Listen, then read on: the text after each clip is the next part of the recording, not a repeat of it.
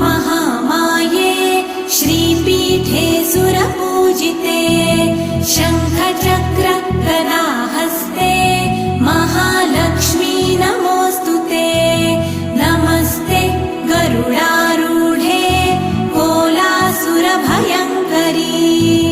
सर्वपाप हरे देवी महालक्ष्मी नमोऽस्तुते महादेव्यै च विद्महे विष्णुपत्न्यै च धीमहि तन्नो लक्ष्मी प्रचोदयात्।